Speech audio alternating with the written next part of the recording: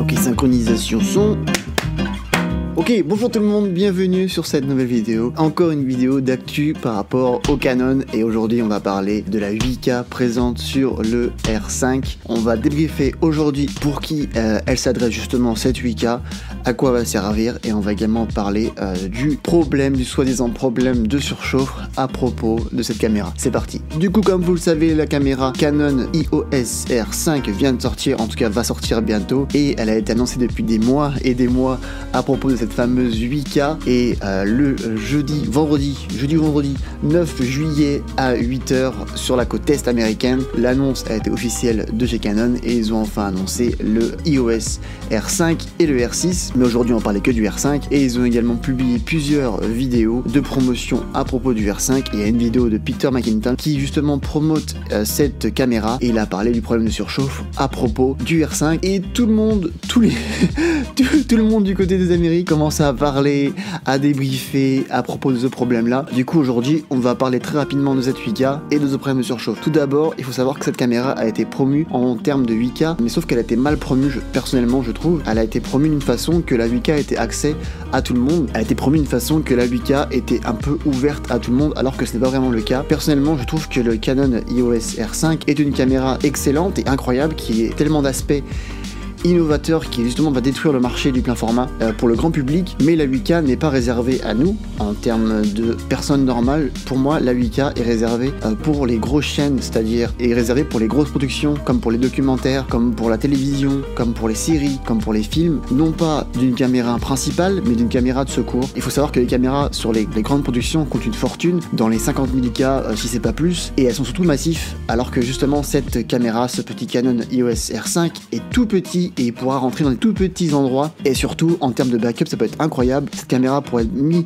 dans des tout petits accès et je trouve que cette caméra est justement fait pour ça. En tout cas le 8K est fait pour ça, il n'est pas fait pour nous, il n'est pas fait pour s'en servir, il n'est pas fait pour filmer nos voyages de vacances, il n'est pas fait pour filmer nos mariages, il n'est pas fait pour filmer je sais pas nos facecam comme ça en caméra. Pour moi c'est vraiment une caméra qui justement offre des possibilités d'accès à toutes les grandes productions en termes de petit espace, et c'est seulement à ça que sert le 8K. Si on veut un 8K encore plus fort, là dans ce cas on tape dans la plus grosse caméra et forcément le prix va avec. Mais là un petite caméra où justement on fait pas trop attention, parce que faut savoir que les productions c'est des milliers d'euros, donc une petite caméra qui coûte 4000 euros, pour eux ça vaut rien. Et il faut savoir également que pour enregistrer ce 8K il faut des cartes CF Express qui coûtent pareil extrêmement cher, c'est à dire qu'on parle de plusieurs centaines d'euros pour une carte mémoire. Si on prend par exemple celle qui fait 120 Go, on peut filmer qu'une seule minute de 8K avec, ce qui veut dire absolument rien. Donc si on veut filmer longtemps avec du 8K il nous faut des grosses cartes, et ça du coup ça coûte forcément une blinde. Et enfin pour parler de surchauffe, la caméra surchauffe si on filme tout le temps en 8K, et il faut savoir que sur ces productions là en général il faut savoir que tout est synchronisé, on ne filme jamais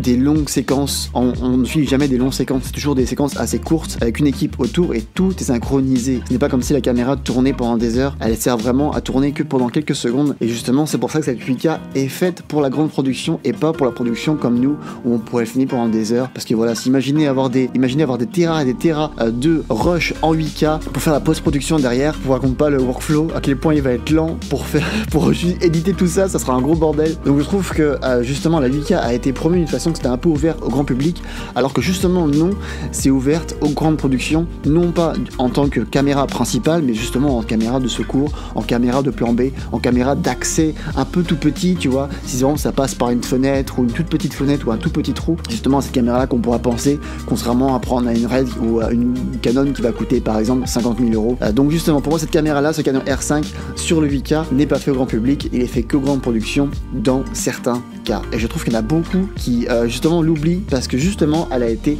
promue en tant que du 8K au grand public, mais le grand public il est seulement dans certains cas, parce que croyez-moi si vous allez filmer des heures ou même des plusieurs minutes avec du 8K, il en faudra de la place, et ce qui fera justement que cette caméra, le R5, va surchauffer parce qu'on demandera tellement de puissance que voilà quoi, c'est normal qu'elle surchauffe. Il faut savoir que les grosses caméras qui filment du 8K ou même du 6K ou même du 5K ont des gros ventilateurs, des grosses grilles d'aération partout pour justement remettre à froid le moteur, alors que là on parle d'une toute petite caméra caméra. Donc si elle surchauffe en 8K, c'est normal. Mais encore une fois, le 8K n'est pas fait pour nous, il est fait pour la grande production. Et en revanche, nous, ce qui nous intéresse, c'est la 4K. Donc voilà, c'est une débrief très rapide par rapport à cette 8K qui est pour moi d'un point de vue marketing bien fait, bien promu et mal promu à la fois, parce que c'est un peu flou. Il y a beaucoup de gens qui, je pense, interprètent très mal cette publicité. Donc j'espère que cette vidéo en tout cas vous a permis d'y voir plus clair. Je ferai une vidéo très prochainement pour vous parler plus en détail de cette caméra R5 et à qui exactement elle est destinée, en tout cas en termes de grand public.